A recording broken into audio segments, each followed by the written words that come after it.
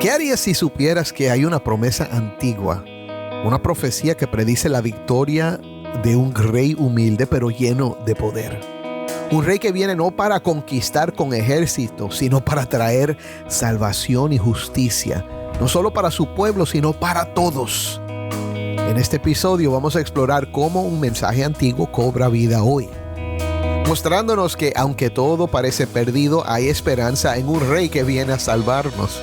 Pero, ¿cómo encaja esto con lo que estamos viviendo ahora?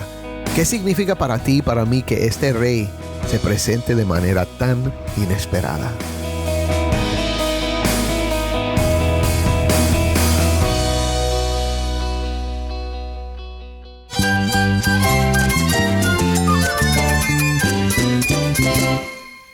Cristo es todo para mí. Mi Salvador, mi amigo, mi guía. Cristo es mi verdad. Es nuestra guía, nuestro faro. Cristo es el Señor y Salvador. Nuestro protector, nuestro amparo, nuestra fortaleza. Es Jesús, el único que te lleva a Dios, el único camino, la verdad y la vida. No hay más ningún camino, es Jesús. Estás escuchando El Faro de Redención. Cristo desde toda la Biblia, para toda Cuba y para todo el mundo. Hola, soy el pastor Dani Rojas, el director y locutor del Faro de Redención. Gracias por acompañarme hoy. Estamos ya en la segunda semana de una nueva serie acerca del libro del profeta Zacarías titulado Zacarías, entre el juicio y la esperanza. Te recuerdo que el profeta trajo un mensaje de esperanza a un pueblo desanimado, un pueblo que quería un futuro mejor pero que se sentía vencido y culpable de haber causado sus propios problemas. Hoy vamos a ver un capítulo clave de Zacarías que nos lleva a un momento de juicio y esperanza. En este episodio vamos a descubrir cómo una antigua profecía sobre un rey que llega con humildad, pero con una victoria inesperada se cumple, de una manera que cambiará todo lo que entendemos sobre el poder, la salvación y el futuro. ¿Cómo puede un mensaje tan antiguo tener un impacto tan profundo hoy? ¿Qué nos dice acerca de la redención y de cómo Dios maneja la justicia y la misericordia? De lo que vamos a ver hoy podría transformar tu manera de ver las promesas de Dios. Si tienes una Biblia, busca Zacarías 9, versículo 1 y quédate conmigo para ver a Cristo en su palabra.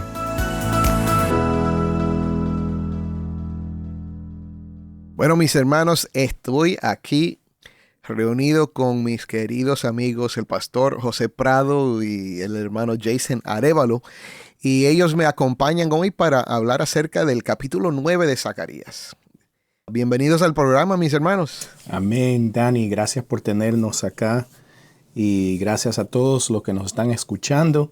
Es un honor estar aquí de nuevo con todos ustedes. Gracias, José. Amén, saludos a todos, siempre un placer estar aquí.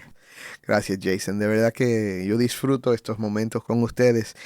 Vamos a mirar hoy el capítulo 9 y como ustedes saben ya hemos estado en Zacarías. Bueno, esta es la 10ª conversación o el 10º estudio de este libro profético. Estamos en el viernes y vamos a mirar hoy un capítulo que ya no es el mismo tipo de mensaje o el mismo formato, vamos a decir, de mensaje que lo que hemos estado escuchando hasta ahora. Zacarías comienza con una serie de 8 visiones y un acto profético, y eso es lo que hemos estado viendo. Y ahora vemos como un enfoque a algo que se llama una profecía. También se puede traducir un oráculo, pero que es un mensaje profético que se parece más a los profetas del Antiguo Testamento como Isaías o como Jeremías. En vez de visiones extrañas, ahora estamos viendo mensajes que apuntan al juicio, mensajes que apuntan a la obra futura de Dios, y muy interesante pero diferente. Esto es en Zacarías capítulo 9 el primero de 2 mensajes proféticos de este tipo que nos muestran el regreso de Dios, primero para vencer a todos los enemigos de Israel, a todos los enemigos de Dios, y para salvar y establecer a su pueblo en ese día. Y esa es una frase que vamos a ver varias veces en esta próxima sección, en ese día. Y sigue extendiendo la misma esperanza que vimos en los primeros 6 capítulos y también en profetas anteriores, pero en una forma, como dije, más parecida a esos otros profetas. Aquí vemos una visión de Dios regresando a su pueblo, regresando al templo para proteger y bendecir al pueblo.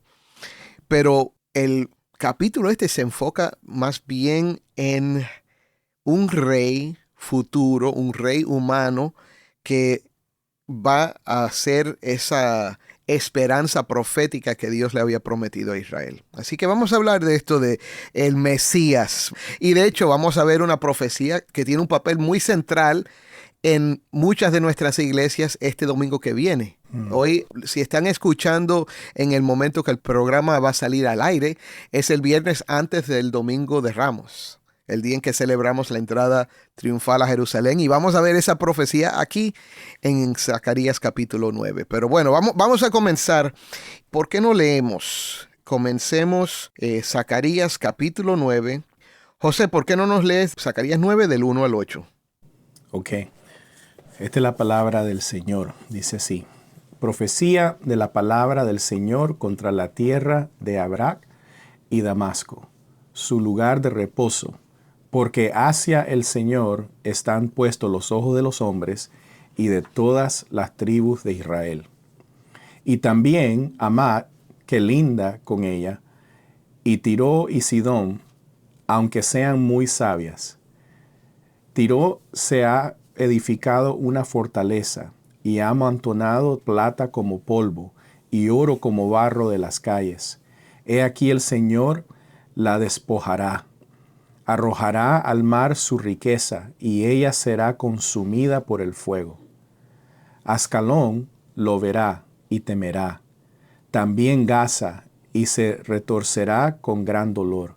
Lo mismo Ecrón, pues su esperanza ha sido confundida, además perecerá al rey de Gaza, y Ascalón no será habitada.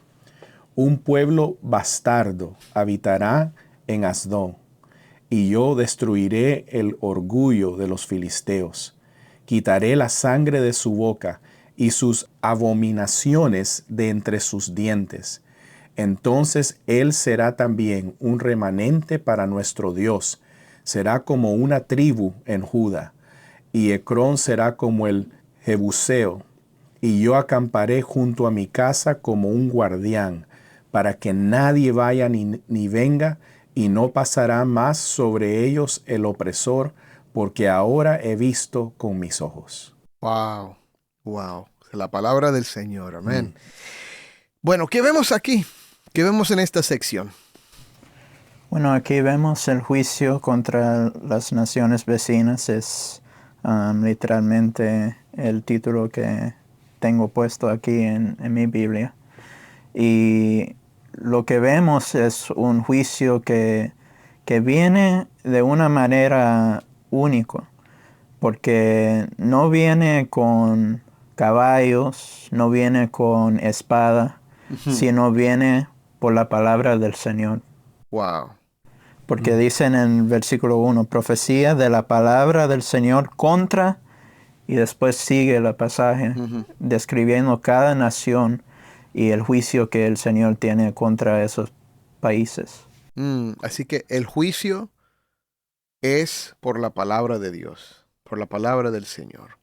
Sí, sí, a mí me encanta, ¿verdad? Que lo que vemos acá, como tú decías, Dani, tú lo llamaste un oráculo, ¿verdad? Que viene siendo una palabra divina que ha sido dada a un ser humano por Dios, ¿verdad? Pero es la palabra, como decía Jason, es la palabra de Dios. Y es la palabra de Dios que viene en contra de estas naciones, ¿verdad? Es la palabra de juicio que el Señor trae en contra de estas naciones. Y me encanta cómo, ¿verdad?, describe cada nación y las fortalezas de estas naciones, ¿verdad? Cómo cierta nación se cree muy sabia, ¿no? Se cree muy... Y una que es linda. Que tiene mucho conocimiento, ¿verdad? Sí. Otra nación tiene mucho dinero, Sí. ¿verdad? Es una nación rica que dice que hasta el polvo es de oro, ¿verdad? Sí. Pero nada de eso va a parar el juicio que Dios ha proclamado, ¿verdad? A través de su palabra en contra de estas naciones. Es muy interesante porque veo que estas naciones en realidad no le habían hecho nada a Judá recientemente. Ujú. Hay un oráculo en contra de todas estas naciones, una profecía en contra de todas estas naciones, pero estos son los enemigos antiguos de Israel y de Judá. Estos son los enemigos ya por cientos de años. Como dicen, el enemigo par excellence, dicen en francés. Por excelencia. Sí, el enemigo por excelencia de Israel son los filisteos, ¿verdad? Sí. El filisteo y los ejércitos, bueno, de ahí viene Goliat, de ahí vienen todos los enemigos que los conquistaron en diferentes etapas. Pero aquí está este listado de enemigos y Dios está diciendo, ya basta ya, ahora viene la justicia. Basta ya, ahora viene la justicia. Pero hay algo de no solo justicia, sino redención aquí también, ¿no es cierto? Sí, vemos que el Señor también tendrá misericordia con algunos de ellos, ¿verdad? Por ejemplo, en el versículo 7 y 8, ¿verdad? Dice, quitaré la sangre de su boca y sus abominaciones de entre sus dientes. Entonces él, o sea, la nación, ¿verdad?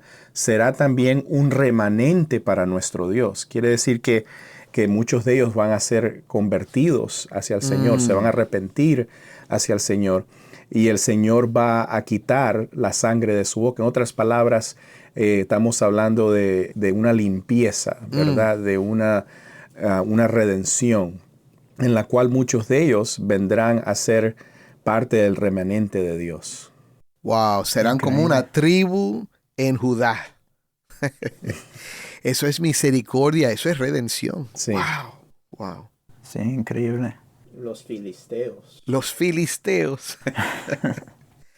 Sí, y eso es algo maravilloso, algo que Dios hace. Y aquí lo vemos prometido, ¿verdad? Aquí vemos una promesa de algo que, como bien dijo Jason, viene por la palabra de Dios, ¿verdad? Y vemos esto cumplirse luego en Cristo. Vemos que en Cristo Él quita toda división. Ya no hay judío, ya no hay gentil, ahora todos somos uno en Cristo Jesús. Él ha quitado la división. Pero bueno, seguimos hablando. Vamos a mirar bien brevemente, porque no quiero usar todo el tiempo para esto, pero el versículo 8 dice, pero yo acamparé junto a mi casa como un guardián, para que nadie vaya ni venga, y no pasará más sobre ellos el opresor, porque ahora vigilo con mis ojos.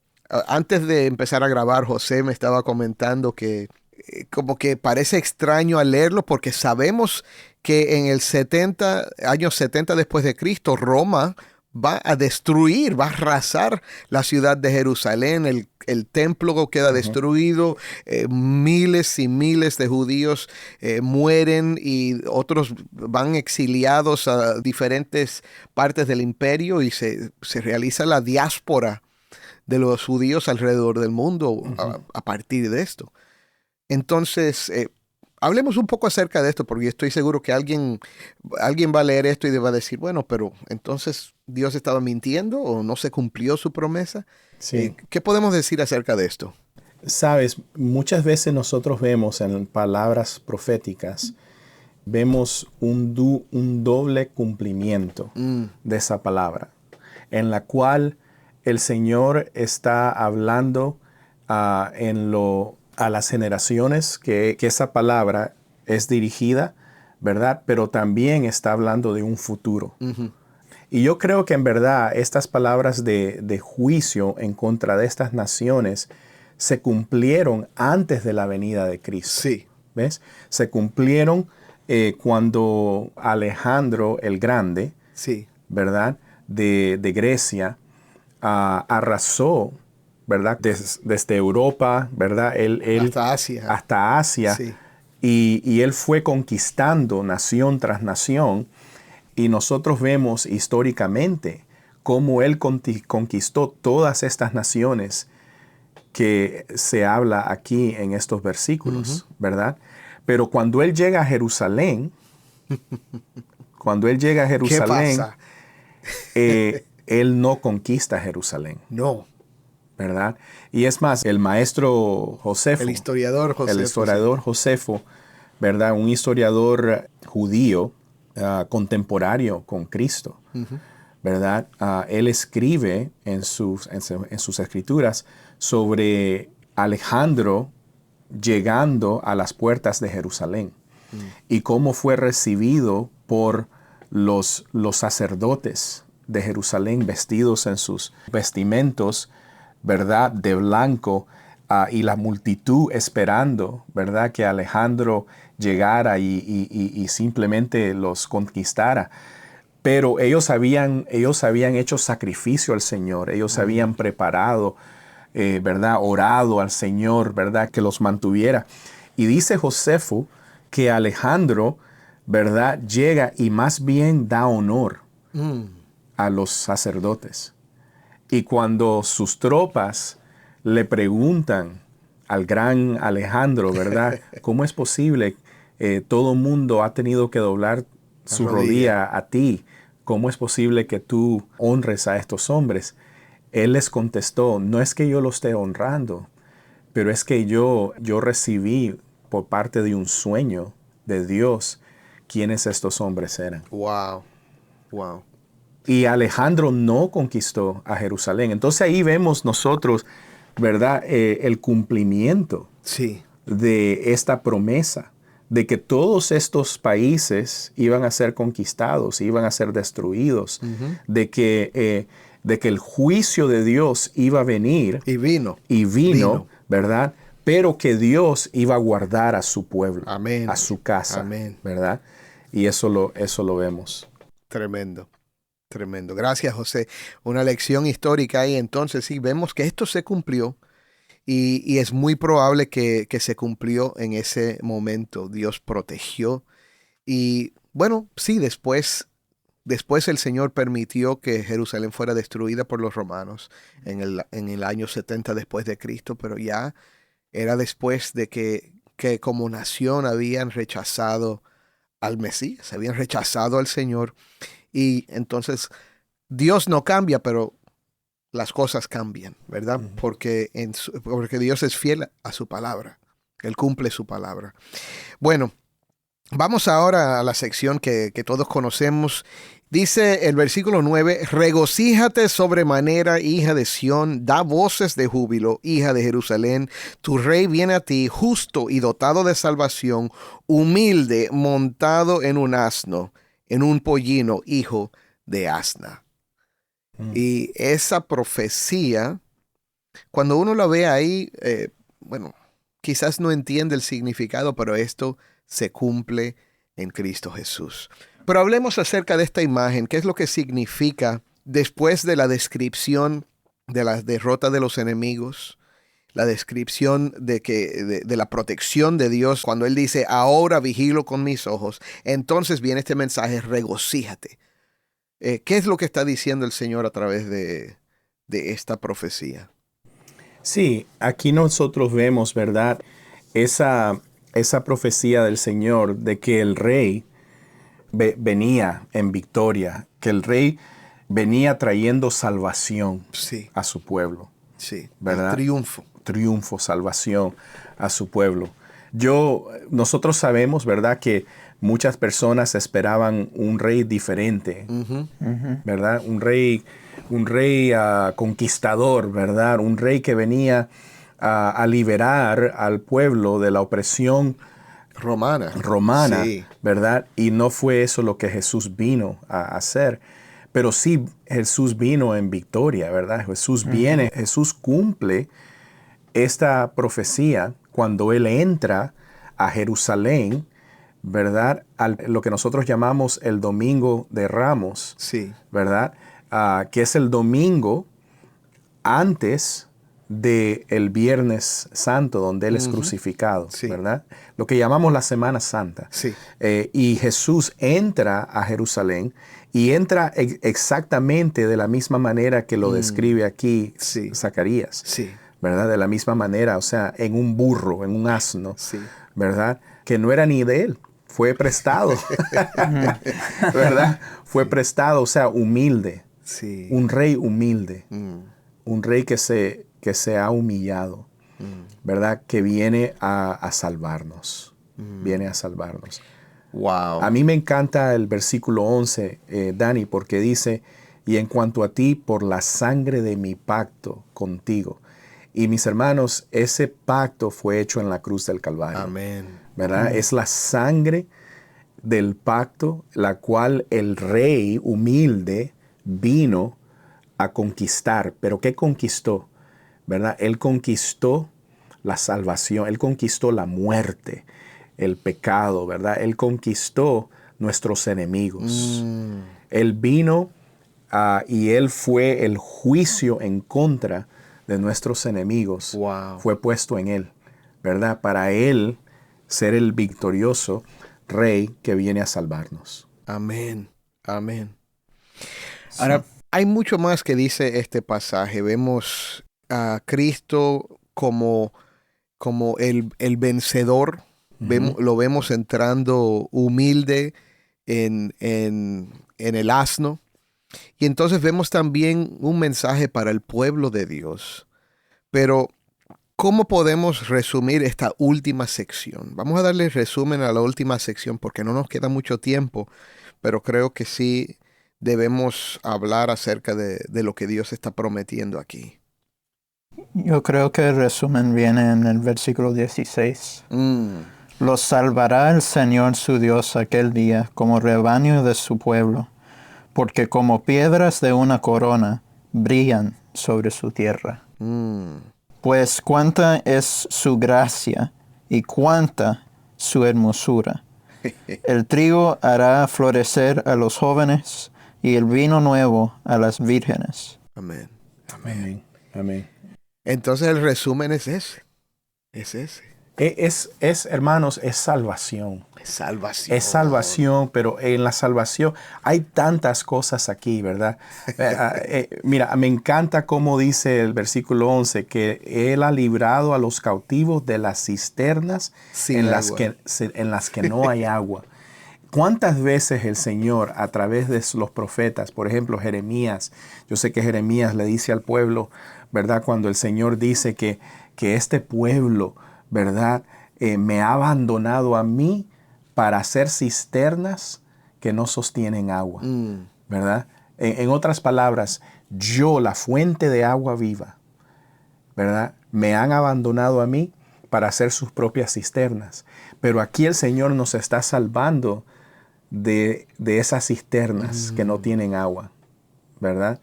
Aquí Él nos está fortaleciendo una vez más, llevándonos del cautiverio de cisternas vacías al cautiverio de esperanza, ¿verdad? Que prisioneros de esperanza. Prisioneros de esperanza. Wow. O sea, es cuando leemos esto es una descripción linda de lo que es la salvación que hemos recibido nosotros en Cristo Jesús. Wow. Mis hermanos, gracias por estar aquí. Y creo que hemos dicho todo lo que podemos decir en el tiempo que tenemos. Pero aquí, ¿qué es lo que vemos? Vemos a Cristo. Vemos a Jesús. Lo vemos derrotando nuestros enemigos. Lo vemos entrando como el rey victorioso, pero que sigue siendo el rey humilde. Y vemos este mensaje para el pueblo de Dios. En la salvación, en tu rey hay gozo, hay esperanza. Somos prisioneros de la esperanza. En otras palabras, cuando conocemos a Cristo ya no podemos perder la esperanza. Somos prisioneros de ella. Así es. Y esa promesa, otra vez, ¿qué dice en el versículo? Los salvará el Señor su Dios aquel día como rebaño de su pueblo. Eso es lo que somos en Cristo Jesús, como piedras de una corona que brillan sobre su tierra. Gloria a Dios. Eso es lo que es su iglesia.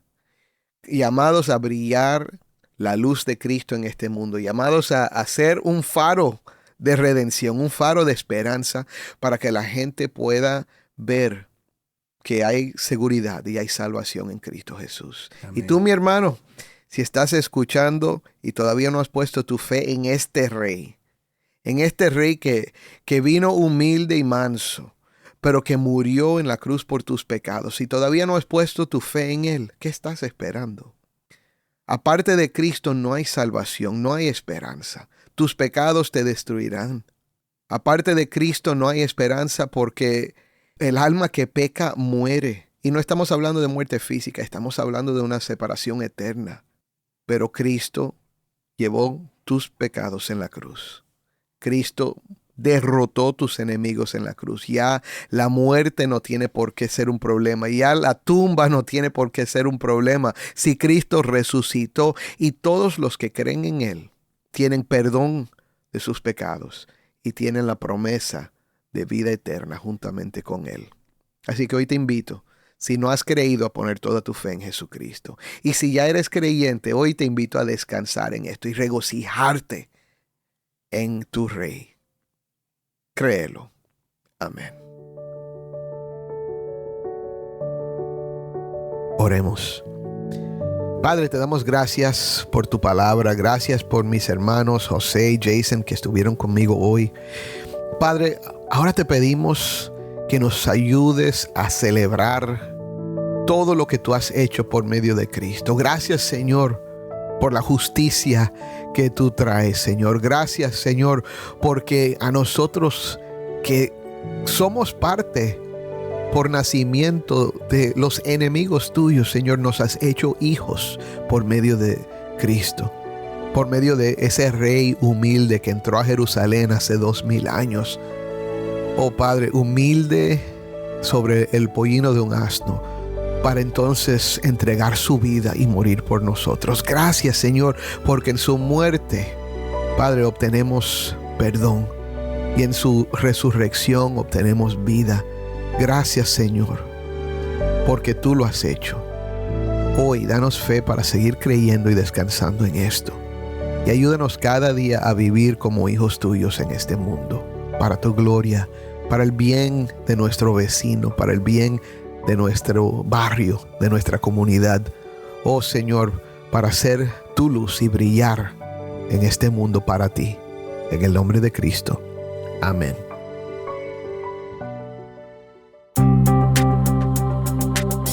Mi hermano, si este episodio te ha bendecido, envíanos un mensaje por WhatsApp al número 1-909-237-8762. De nuevo, 1-909-237-8762. Nos encantaría recibir un mensaje de voz tuyo. Cuéntanos desde dónde nos escuchas. Escuchar de nuestros oyentes siempre nos anima, así que no dudes en ponerte en contacto con nosotros. Estamos agradecidos por tu apoyo y oramos por ti a diario. Gracias por ser parte de la comunidad de El Faro de Redención.